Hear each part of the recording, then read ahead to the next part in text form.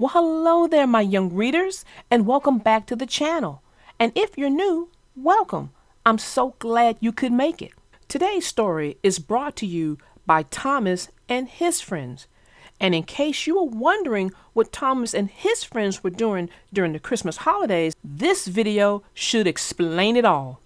So if you guys are not ready, go ahead, go get your snacks, go get your drinks, pause the video, run to the bathroom, come on back, and we'll get started.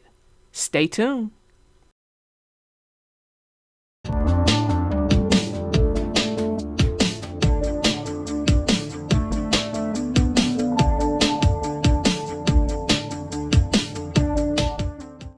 The name of this story is called Thomas's Night Before Christmas. This is part of the Thomas and Friends series. Enjoy. 'Twas the night before Christmas, and all through the yard the engines were restless and sleeping was hard. Their stockings still empty from the glimpses they stole, which soon they all hoped be brimming with coal.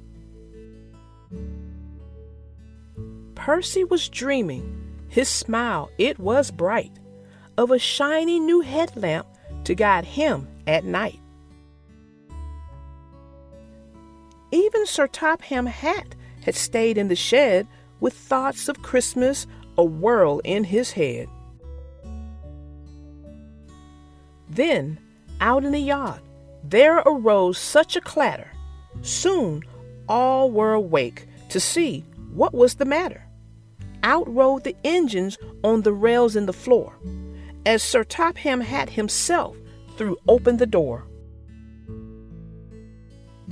The moon shining bright on the new fallen snow made night seem like day to the engines below.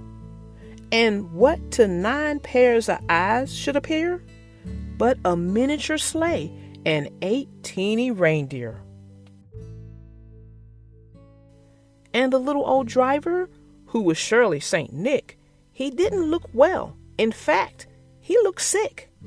His reindeer were gliding but seemed to be slow, and the driver mumbled the names we all know. Now Dasher, now Dancer, now Prancer and Vixen. This old elf has the flu. Oh my, I need fixin'. To the top of the shed, to the top of the wall, we've got to land quickly. Oh darn, dash it all. So down to the yard the 8 of them dropped, and the sleigh and the driver and reindeer all stopped. Saint Nick's cheeks were red, but something seemed funny. His eyes didn't sparkle, his nose, it was runny.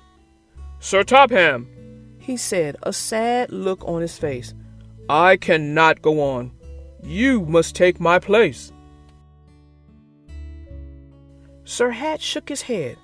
I can't, for I fear while I know about trains, I know nothing of deer. Trains are perfect, said Nick. I'm sure they'll do fine. Bust your buffers, my friends, and get in line. And faster than diesels, the engines they came. Santa whistled a new list and called each by name. Now Thomas, now Percy, now Gordon, James too, Edward and Henry, Bill, Ben, I need you. These toys must be taken to each girl and boy. I know you can do it. Deliver great joy. Nick turned to Sir Topham and said, One more thing. Your dress coat won't do. It really a bore. He pulled out a red one, and to no one's surprise, that coat, it turned out to be just the right size. And now you would bet that Saint Nick had a twin, except for the beard on one rounded chin. And while Nick wore a cap trimmed with fur on his head, Sir Topham Hat's top hat had holly instead. But night was still passing as children all slept. So giving a nod, up Sir Topham Hat leapt. As the engines gained speed, seeming almost to fly, from his seat in the sleigh, Sir Hat gave a loud cry. "My friends, we are needed. I'm feeling quite fine. We'll be really useful and, yes, right on time." So all across Sodar they raced on their way, 8 steaming engines pulling one gift-filled sleigh. And we heard on the wind as they puffed out of sight, "Merry Christmas to all, and to all a good night." Well, that ends our story.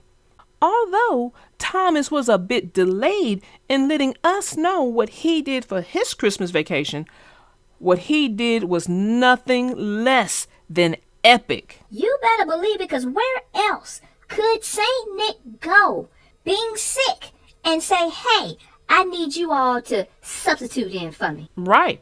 You know, Saint Nick arrived there like an old friend in need of a little help. And Sir Topham Hat, he was more than happy to step in, and Thomas and friends were right behind him. Right.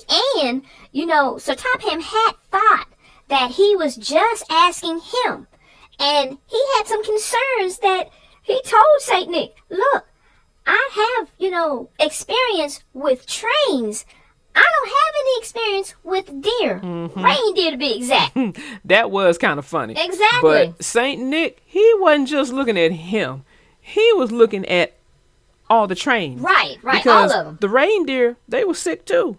If everyone is together most of the time, probably with Santa in the workshop, getting the toys, getting the sleigh, getting everything ready, that everyone's together. And if they're together and one's sick, it's going to spread among all of them. So Santa was not just looking out for himself, but he was looking out for his reindeer as well. And Thomas and friends was up to the task, were they not? Yeah, they sure were. Now, they don't mention this in the story, but it just makes you wonder if Saint Nick and the reindeers were sick. Right. There's someone that they haven't mentioned back in the homestead waiting on everybody. That's Mrs. Saint Nick. Oh, I forgot She's about probably her. homesick. She's getting ready for them when they come back with maybe some soup, orange juice, whatnot. But I think, somebody need to give her a call, see how she doing. I'm just saying. And you know what? You so right. I didn't even think about her at all because they didn't mention her in the story. And it makes you wonder now that you brought it up. How is she doing? Is she okay? Is she home with the sniffles or whatnot? That's a good thing to bring up. Oh my goodness, Try. I never thought about that. That's why we need your brand of knowledge dropped on us. Well, it made me think, if Saint Nick is sick, the reindeer is sick, I wonder what's up with Mrs. Saint Nick. And now that I'm even thinking about it even more, I wonder about the elves that been doing all the work. So I'm thinking North Pole is probably a very sick place to be right now. And hey, maybe that's another book for another time. I don't know. And speaking about time, that's my time, little darling. And I will have to see all of you all in the next video. Bye! Well, there goes Miss Triangel. And yet again, she dropped some unexpected brand of knowledge down on us. So I appreciate that. I hope you guys did too. Now, I love this story because I did not expect Saint Nick to drop down on Thomas and friends and they would end up coming to the rescue of Saint Nick of all people. But hey, what they did was they truly proved how useful engines they are with the help of none other than Sir Topham Hat. So I hope you guys got something out of this, got some great takeaways. And until next time, my young readers, I am your little darling narrator, out.